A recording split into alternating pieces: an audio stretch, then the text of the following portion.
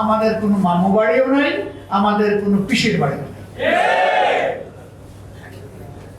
এই বাংলাদেশ নিয়েই বাঁচতে চাই, এই বাংলাদেশ নিয়ে এগিয়ে যেতে চাই। যুবকদের স্বপ্নের বাংলাদেশ তাদের হাতে তুলে দিতে চাই। জুলাই যোদ্ধাদের নিয়ে যে বাড়াবাড়ি করা হচ্ছে, আপনারা সংযত হন। সংযত না হলে জনগণের উত্তাল ঢেউ আর জোয়ারের সমস্ত পড়কোটা ভেসে যাবে।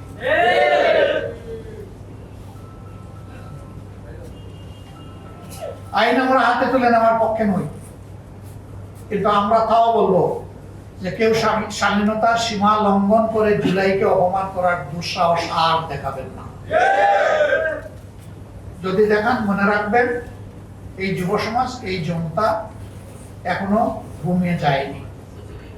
যারা সশস্ত্র বাহিনীর সামনে খোলা হাতে দেশপ্রেম নিয়ে দাঁড়াতে পেরেছিল, আজও তারা দাঁড়িয়ে আছে। আমরা ঘুমাইনি, আমরা ঘুমাবো না। নির্বাচনে এই ষড়যন্ত্রের ফল মেনে নিলেও আমরা গণভোটের রায়কে অগ্রাহ্য করতে দেব না। এ পর্যন্ত 10 থেকে 11 বার আমার কাছে ফরমাল প্রপোজাল এসেছে যে আসেন আমরা সংস্কার করার জন্য, সংশোধনের জন্য একটা সংশোধন কমিশন করি। আমাদের পরিষ্কার জবাব, সংশোধনের জন্য কোনো কমিশন লাগে না। সংশোধনের জন্য সরকারি দল ট্রেজারি বেঞ্চ থেকে বিল আনতে পারে, বিরোধী দল আনতে পারে। সেই বিল আসবে, ব্যাটিং এ যাবে, আবার ফিরে আসবে, তারপরে আলোচনা হবে, আলোচনার পর ভোটে যাবে, ভোটে যদি এটা গ্রহণযোগ্য হয় তাহলে পাস হয়ে যাবে। এটার জন্য কোনো কমিশন লাগে না। এখানে সংশোধনী কমিশন করার জন্য গণভোট হয় না। গণভোট হয়েছে দেশের পচা রাজনীতির আমূল পরিবর্তন সাধনের জন্য, ফ্যাসিবাদের মূল কেটে দেওয়ার জন্য।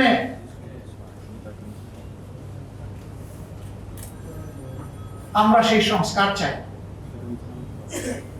বিএনপি ওয়াদা থেকে সরে গিয়েছে। আপনারা কি চান আমরা জাতির সাথে বেইমানি করি? আমরা বেইমানি করতে পারবো না।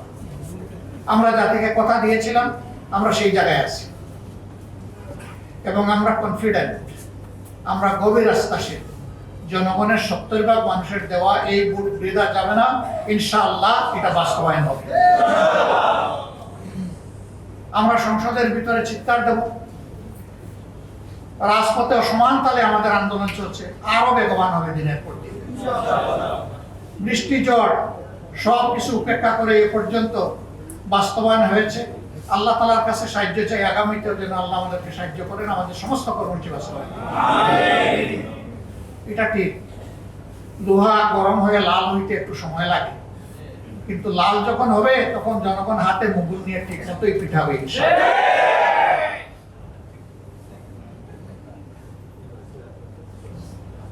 আমরা দীর্ঘদিন একসাথে মজলুম ছিলাম, আন্দোলন করেছি, সংগ্রাম করেছি, নির্বাচন করেছি, সরকার পরিচালনা করেছি, রাজনীতি করেছি, কিন্তু এখন আমাদের কোনো কোনো বন্ধুর ভাষায় বক্তব্য মনে হয় তারা জীবনেও আমাদেরকে কোনোদিন দেখেন নাই।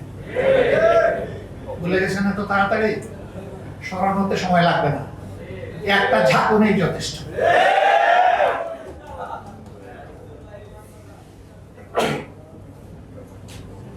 আমরা বলবো আমরা মান অভিমান ছেড়ে দিয়ে জনগণের রায়টাকে সম্মান করি।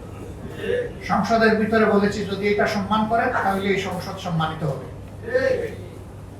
যদি সম্মান না করেন তাহলে যেখানে স্পিকারের অনুমতি লাগে না ওখানে বক্তব্য হবে। তবে হ্যাঁ, এই দেশকে আমরা ভালোবাসি, কোন অশুভ শক্তিকে মাঝখান থেকে খেলতে দেবো না ইনশাআল্লাহ। নাক কান সজাগ রেখেই আমাদের সব কাজ চলবে এবং সময় মতো জনগণের আকাঙ্ক্ষাও পূরণ হবে ইনশাআল্লাহ। আমরা কোন ফেসিবাদ নতুন হোক পুরাতন হোক মেনে নেব না, এ বিষয়ে স্পষ্ট। জেল জুলুমের ভয় দেখাবেন না। একজন তো মাথা গরম করে সংসদের ভিতরেই বলে ফেললেন এইটা না করলে ওইটা না করলে পরিণতি এমন হবে। আমরা জবাবে বলেছিলাম 55 বছরে এই পরিণতি দেখে দেখেই বাংলাদেশ আজকে এই জায়গায় এসে দাঁড়িয়েছে। ও ভয় আমাদেরকে দেখাবেন না। সর্বোচ্চ পরিণতি কি? ফাঁসির তক্তা। এর উপরে তো দুনিয়ার কোনো পরিণতি নাই। অথবা একটা গুলি।